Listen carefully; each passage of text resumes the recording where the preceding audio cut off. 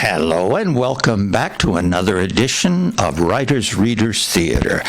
I am your host, Jan Notzon, for better or worse.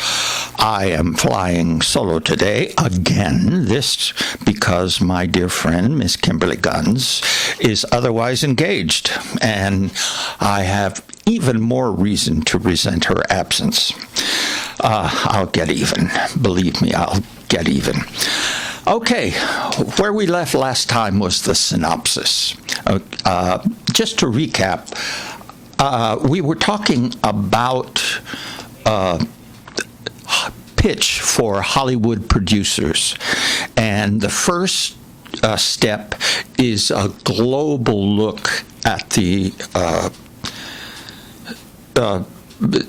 story, which I gave you last week, but in case you've forgotten, or if you're just joining us, only the dead know the end of war, and this is my pitch. Only the dead know the end of war is historically comprehensive, but at the same time, a deeply personal saga of the establishments in the 19th century, the early part of the 19th century,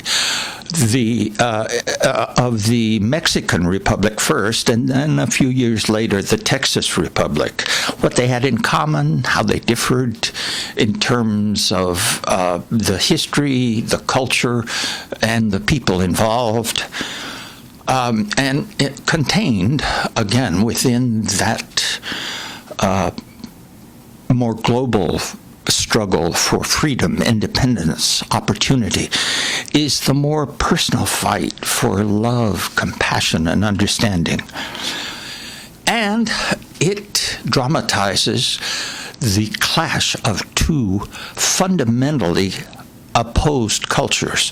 The rigid hierarchy of the Spanish Empire that was imposed on Mexico versus the fierce independence of the largely Scots-Irish Presbyterians who, from the United States, who settled Texas. Okay, that takes care of the more global view. And that should take maybe just a tenth of. And so let's go into the synopsis. The story itself concerns the experiences of three principal individuals and their families, two Mexican, one Texan. Now, the Texan is actually a Polish immigrant to Texas in the latter part of the 1800s, one Johann Michael Kaczmarek. Now, his widowed mother, they lost father and husband on the voyage over to the New World.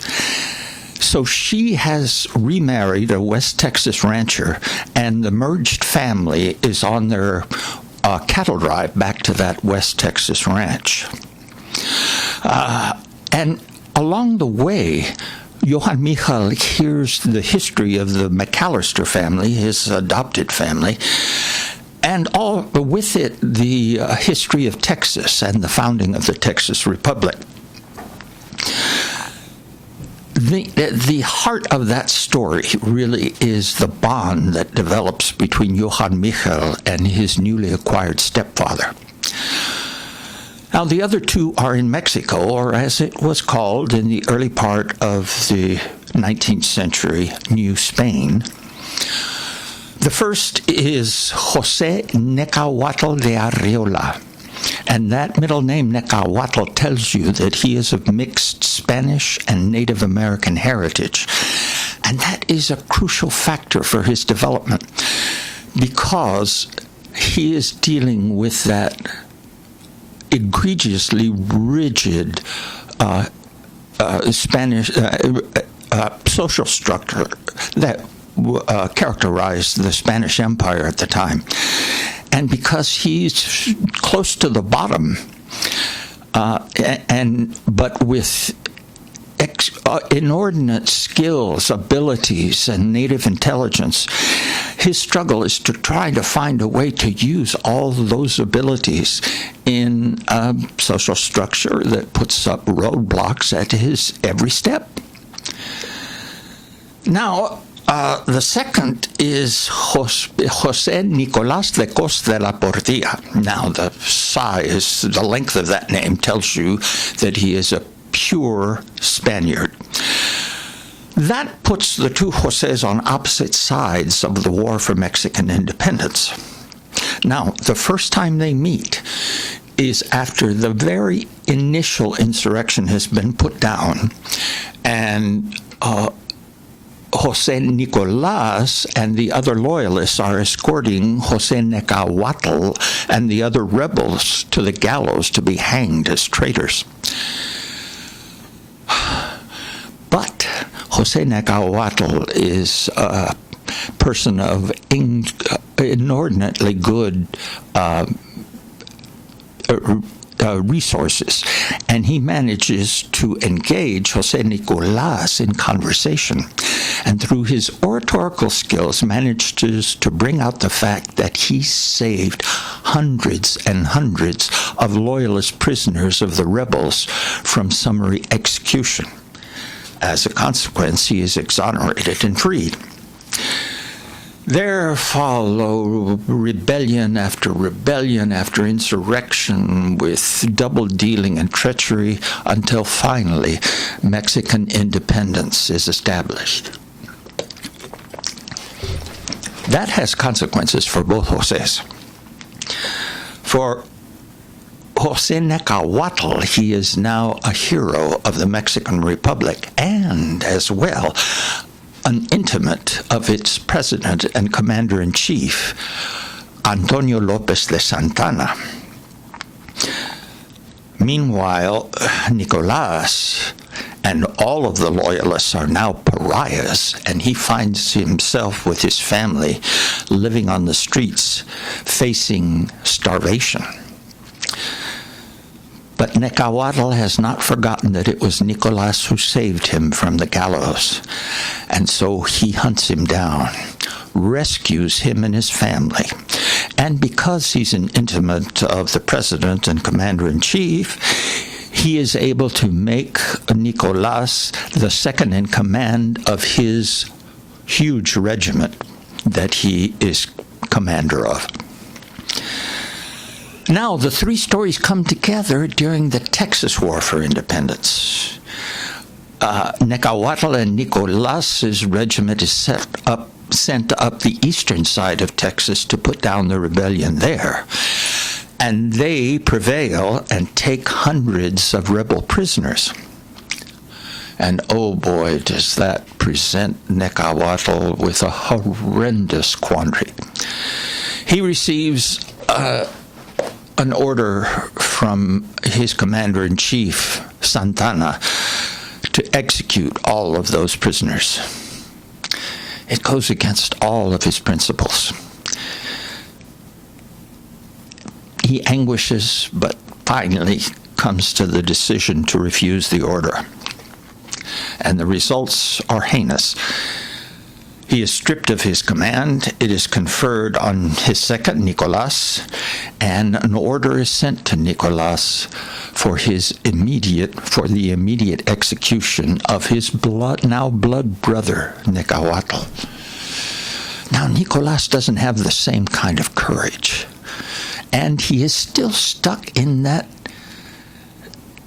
hierarchical sensibility that he can't imagine refusing an order from his commander-in-chief. It just doesn't even occur to him, the possibility. So, as much as it kills him, he follows through and has his dear friend and blood brother executed. And he follows through on the execution, which involves a massacre of all of those rebel prisoners. Now, among those prisoners, and one of the few to escape, is the man who will become Johann Michael Kaczmarek's stepfather, Mr. G.P. McAllister. He escapes. He joins Sam Houston's forces farther east in Texas, and he wreaks his revenge for the massacre at the Battle of San Jacinto by personally hunting down José Nicolás and executing him. Now, this story starts with an Indian raid on that cattle drive that the two families are on. And it ends with a death. Well, it ends how it ends. I'm not going to go into that. I do for Hollywood producers, but I won't for you, because I want you to read it. Please read it. Buy it and read it. So I am going to read the section that I just talked about on Arriola's arrest, Necahuatl's arrest. On the third day after Arriola's arrest, General Portilla finally received an answer to his letter to General Lopez de Santana, pleading for the life of his now defrocked brother. It was as stark and unforgiving as the one Arriola himself had received. Execute the traitor or face execution yourself. Despite his Spanish pride, the burdensome weight of the position José Nicolás was so unpreparedly thrust into made him tremble with feelings of inadequacy. Several times a day during Arriola's imprisonment, Portilla had gone to him, begging him to renounce his confession of treason and follow the order from his supreme commander. He was certain that if his bosom friend and mentor just did so, all would be forgiven and his generalship reinstated. But it was all to no avail. His former commander was adamant. Now all avenues of escape from the hated order of execution had vaporized and been carried away on winds of military protocol. Portilla had not slept the night after his receipt of the directive from his commander-in-chief. Now he knew he could delay no longer.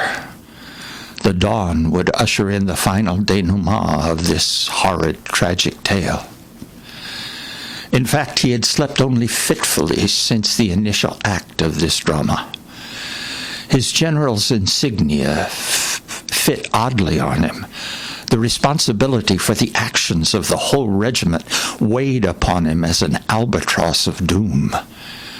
He had to fight to keep it from pulling his shoulders earthward. He looked out the window of what was now his own office to the courtyard below.